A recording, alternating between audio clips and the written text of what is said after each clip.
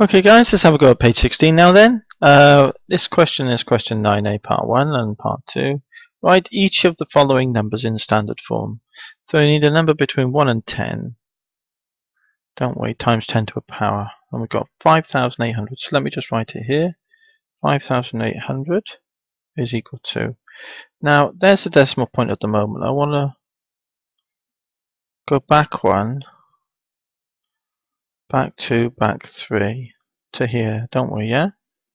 So it's 5.8. And then to move that forward from 5.8 to 1, 2, 3, I need to times that by 10 cubed. Yeah? I think that's it, isn't it? And let's just tidy it up. So that was 5,800. 5.8 times 10 cubed, because then to move it from 5.8 to move it forward, you times by 10, 10 and another 10, that's 10 cubed. Yeah? This one, well, 0.004. 0.004 is equal to 4.0 times. Now, to get back, here's where we want to be. Here's where we are. So we go back once, back twice, back 3 times. So we're going back from here to where we want to be to where we are. So back once, back 2, back 3. So it's going to be times 10 to the minus 3, isn't it? Yeah?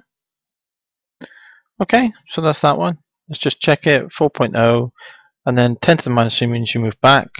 So let's go here. In our mind's eye, we go back once, back twice, back 3, and put the decimal point. That's it.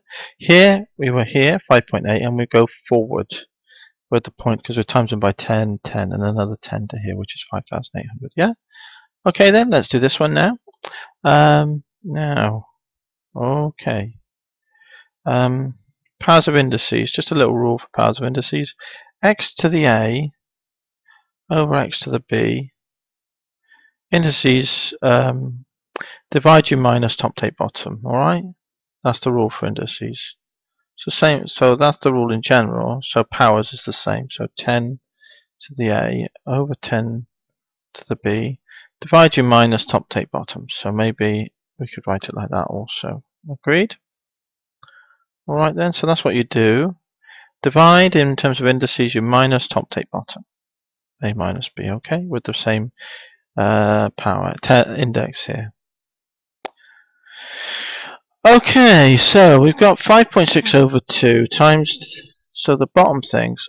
What I can do though, if we want to, well, it's all times and divides, so I can just separate this out. So I've got 5.6 over 2, and I've got that over that, haven't we, times together, yeah? All times together. So 5.6 over 2. Now 2, if I think of that as 56, it would be 2 lots of 28, wouldn't it? But it's 5.6, so it would be 2.8. So I can write here that this is equal to 2.8. That's that number over that number, yeah? Times. And then we can use this rule here to move the 10 to the to work that out. It's divide, so you minus top, take, bottom. 6 take away minus 3 is times 10 to the 9. So I reckon it's that, don't you? So there's the answer. It was 2.8 times 10 to the power 9. What you could do, well, no, that's alright. I'm happy with that. This is a standard rule. So divide in powers, 10 to a power over 10 to a power underneath. You minus top, take, bottom, the A, take, B. Here, you've got this in this position. 6 take the top number, take away the bottom number. So it's 6 take away minus 3. Double minus is a plus. 6 plus 3 is 9. That's why I wrote 9. 2.8 is fine. That's a number between 1 and 10. So that's that done. Good. So let's go down the page then without further ado then. And let's have a look at part C. Quite a bit to do on this page, isn't there? So part C. 8 times 10 cubed minus 2 times 10 cubed. Right. Well, can you see they're the same? That 10 cubed is the same as that 10 cubed, so it's a common term. But you could work this out as thousands, couldn't you? You've got 8,000, because that's 8 times 10 cubed. So why don't we do it that way around, yeah? We've got 8,000 there, minus 2,000. So why don't we just put it down as is? The 8,000 take 2,000 then is 6,000, which you can write as 6 times 10. Remember 6. To move that from the 6, which is where you are at the moment here, you have to move it forward once, twice, 3 times. So it's times 10 to the 3 to move it forward to 6,000. There we are then. There's 6,000 in scientific notation. That's C done. Good. Right, let's have a look at the last part here. Question 10 on the bottom of the page. Customers collect reward points for shopping at a local supermarket. The following table shows a grouped frequency distribution of the number of points collected by 60 different customers.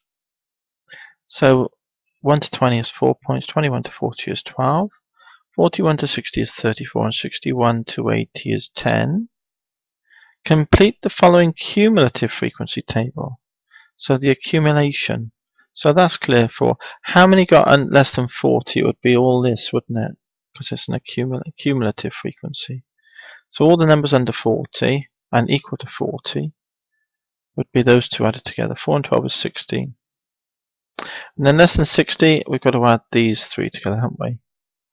So in effect, it's the 16 that we've already added, plus another 34. 16 and 34. 34 and 6 is 40, and another 10 is 50. Yeah? So we got up to 50 now. That's those three added together. And to less than equal to 80 is add 10 more, it's 60.